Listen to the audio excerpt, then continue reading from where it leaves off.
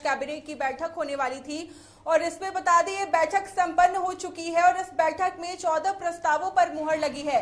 आपको पूरी जानकारी देते हैं। दरअसल हेमंत सोरेन की अध्यक्षता में झारखंड कैबिनेट की बैठक हुई जिसमें 14 प्रस्तावों पर मुहर लगी है।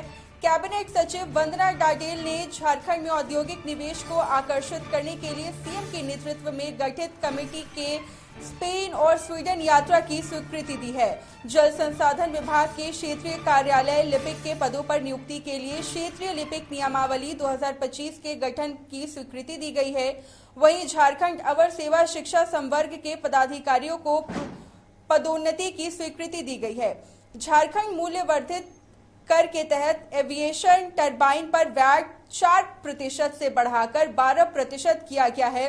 राज्य कर्मियों के स्वास्थ्य बीमा योजना के तहत सूचीबद्ध अस्पतालों के क्लेम की राशि के दिशा निर्देश की स्वीकृति, इसमें प्रोत्साहन राशि से जुड़े नियमावली को स्वीकृति दी गई है। इसके साथ ही बैठक में Jharkhand grass root innovation internship scheme की भी स्वीकृति दी गई है और इसके तहत योजना का विस्तार राज्य के सभी पंचायतों में होगा और हर पंचायत में 4 प्रशिक्षक होंगे। हर साल 180 स्टूडेंट को प्रशिक्षण मिलेगा और स्टाइपेंड में भी 10,000 प्रति माह दिया जाएगा। तो ये बड़ी जानकारी आपको बता दें।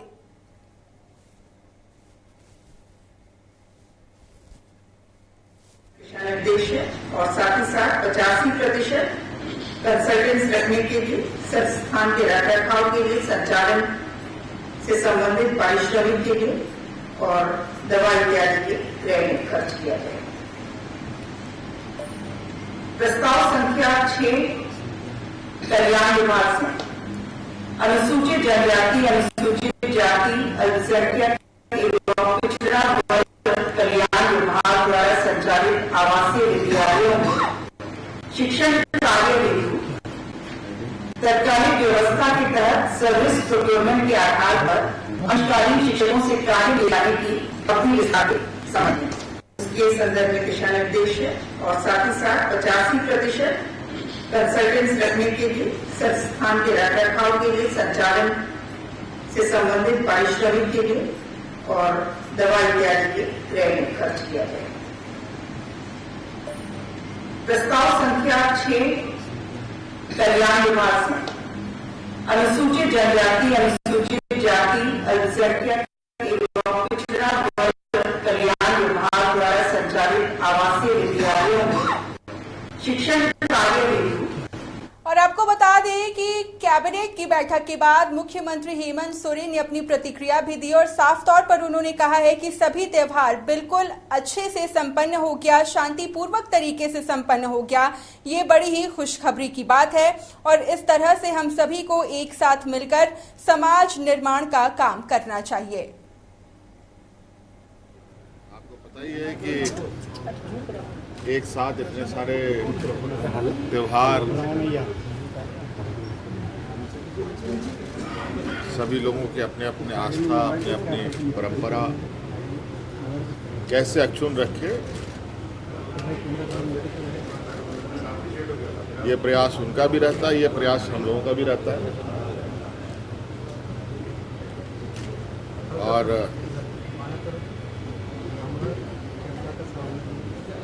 आगे भी ऐसा हो, ये हम उम्मीद करते हैं और सरकार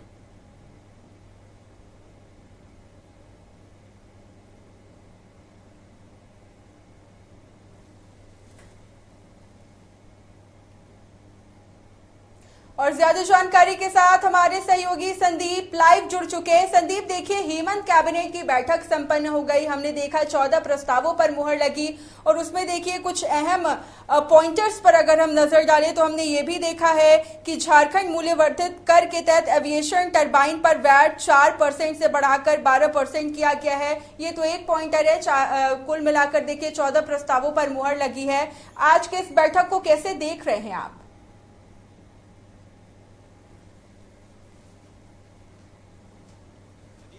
सरकार के आज कैबिनेट की बैठक को देखा जाए तो मुख्यमंत्री हेमंत सोरेन की अध्यक्षता में आज कैबिनेट की बैठक संपन्न हुई है और इस कैबिनेट की बैठक में 14 प्रस्तावों को चर्चा के लिए लाया गया था, जिसमें 14 प्रस्तावों पर मुहर डुबकी लगी है। हालांकि पूरे तौर पे इन 14 प्रस्तावों को देखा जाए तो सबसे बड़ी बात है कि एक बार कहीं ना कहीं जो एविएशन जो वैट चार्ज है ईंधन में वो बढ़ाकर 12% किया गया है, और दूसरी तरफ देखा जाए तो कहीं ना कहीं जल संसाधन, स्वास्थ्य विभाग, जो शिक्षा विभाग है, उन सभी विभागों को आज कैबिनेट में शामिल करने की जरूर सरकार ने कोशिश की है, जिसके अंतर्गत आपने देखा होगा कि एक जो प्रस्ताव है जो ग्रास रूट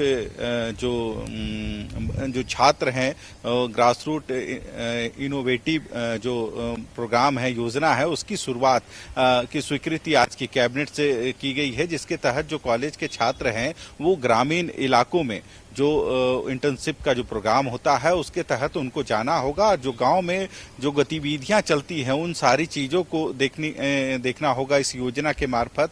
और दूसरी तरफ यदि बात की जाए तो कई और भी जो एजेंडे थे वे इस बैठक में शामिल किए गए थे, और मुख्य रूप से देखा जाए तो मुख्यमंत्री और उनके जो प्रतिनिधि मंडल है उनका 19 तारीख से 26 अप्रैल तक जो विदेश यात्रा है स्वीडन का, उसको स्वीकृति कैबिनेट ने आज दी है। तो कह सकते हैं 14 प्रस्तावों में से कई ऐसे प्रस्ताव थे जो कहीं ना कहीं खास रहे हैं। हालांकि मुख्यमंत्री ने कैबिनेट की बैठक के बाद जरूर यह कहा है कि जिस तरह से विगत एक सप्ताह में सरहुल का त्योहार रहा, ईद का त्योहार रहा या रामनवमी की बात करें तो पूरे राज्य भर में शांतिपूर्ण तरीके से इन त्योहारों को संपन्न किया गया, और जो विधि व्यवस्था थी काफी अच्छी रही। इसके लिए उन्होंने पूरे राज्यवासियों को बधाई दी है। और जो अडानी पावर प्लांट को देखा कि बैठक के बाद मुख्यमंत्री हेमंत सोरेन ने प्रतिक्रिया भी दी है, और साफ तौर पर उन्होंने कहा है कि ये जितने भी त्योहार मनाए गए वो बिल्कुल ही शांतिपूर्ण तरीके से मनाए गए हैं, और मुख्यमंत्री हेमंत सोरेन के चेहरे पर एक मुस्कुराहट भी दिख रही है, वे बेहद ही खुश नजर आ रहे हैं।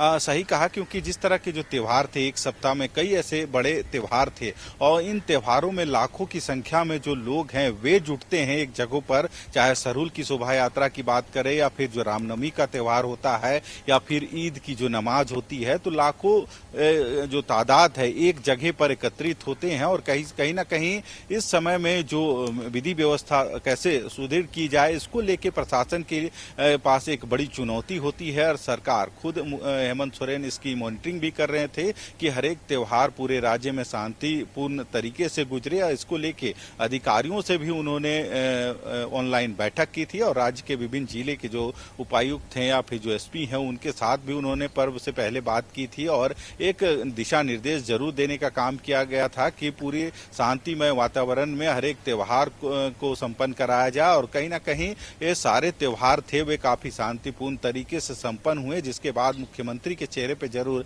आज खुशी झलक रही थी, और उन्होंने राज्यवासियों को इसके लिए बधाई भी दिया। और उनका साफ तौर पे कहना है कि हर एक लोग कहीं ना कहीं अपनी जो संस्कृति है, अपनी जो पहचान है, अपनी जो धरोहर है, परंपरा है, उसका निर्वहन करते हैं। और जो हम उनके द्वारा जो काम किए गए जी बिल्कुल संदीप, साफ तौर पर हमने देखा जिस तरीके से मुख्यमंत्री हेमंत सोरेन ने भी बताया, उन्होंने मीडिया से बातचीत की, वो बेहद ही उनके चेहरे को भी हम देख रहे थे तो लग रहा था, उनके चेहरे पर वो मुस्कान देखकर भी देखिए बहुत अच्छा लग रहा था।